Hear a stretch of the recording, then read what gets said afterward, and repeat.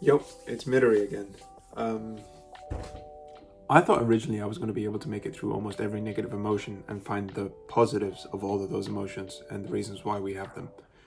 But by the look of it, a lot of the benefits seem to be overlapping each other. Like one of the benefits of sadness, for example, which is the topic of today's video, has the same benefit as anger. So we might not even get through all the negative emotions because you could just apply it to the others.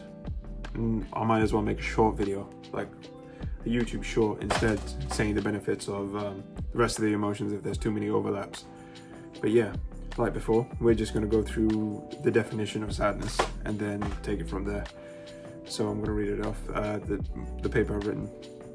It's an emotional pain associated or characterized by feelings of disadvantage, loss, despair, grief, helplessness, disappointment, and sorrow. Point 1, appreciation. Now, the way I learned this personally was when I lost my granddad. So, essentially, whenever you lose something, sadness will come, obviously. This will end up helping you appreciate the things that you already have, so that eventually you will lose other people, which is the nature of life and everything. But before you do, you will treasure every bit of time that you can spend with them. After losing my granddad, I love spending a lot of time with my mom. I don't know why. Well, she's my mom, other than the obvious fact, but it is one of the things that I enjoy the most whenever I get to do it. If that could be all the mundane things or whatever. It could be going out and getting the groceries, or just going out to shops, even though I don't like shopping that much to begin with.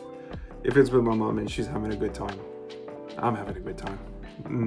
I can remember, essentially, one of the happiest memories I have is walking around London, going through all the museums just with my mom, because my sister was taking some medical exam in the centre of London. It was actually near Victoria Station, if I'm not mistaken.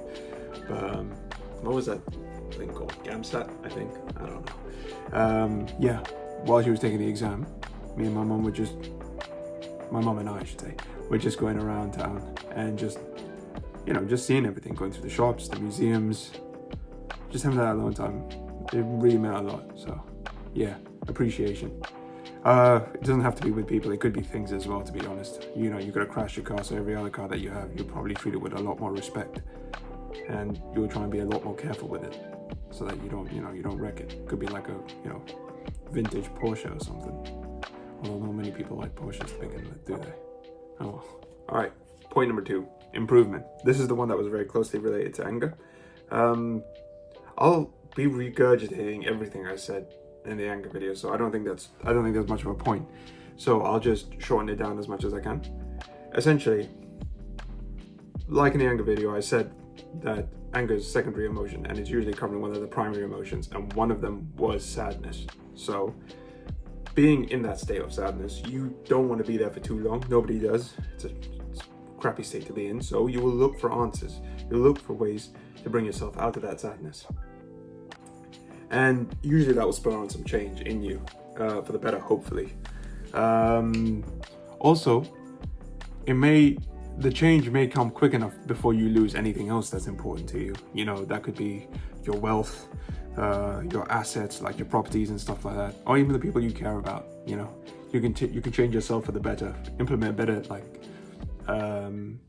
attitudes, better habits, going to the gym, being a little bit more positive instead of negative, so that your girlfriend or your children would actually want to be around you, or whatever, or your wife. Now, this third point, I've seen this around a lot. I don't know how far it's true. I do have some of my own theories on this, but it has to do with memory. When you're in, it says in negative states overall, so it doesn't just have to do with sadness, although sadness permeates through all of those negative states. It says that your memory tends to be a lot better when you're in those negative, emotional states. And I have a theory. I have a theory for just about everything at this point. I have a theory that because you're in that negative state, you're a little bit more hyper aware, and you don't want to make the same mistakes that got you to that negative state to begin with.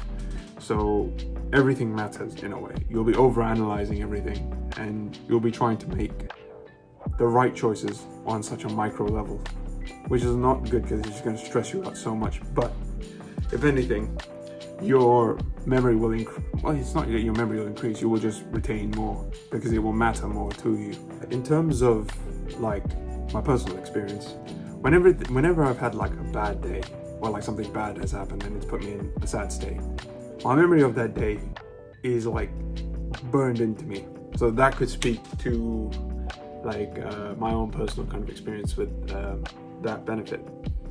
And obviously that makes sense because you, like I said before, you don't want to repeat the mistakes again, so your brain will retain it far better than anything positive. That's why people say you learn from your mistakes. That's how, because they get burnt into your brain so you never forget them. Well, that's all I could find for sadness. There wasn't a lot for sadness to begin with, so there were some other points actually, but I couldn't put them on simply because I didn't have enough information, like proof that would, make it credible enough to put it on for you guys. But that's what I managed to synthesize down.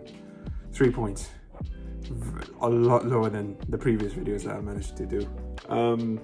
Like I said before, a lot of these benefits tend to like now overlap, so I might move on to something else entirely and leave the negative emotions alone for the time being, unless I find some more information on them.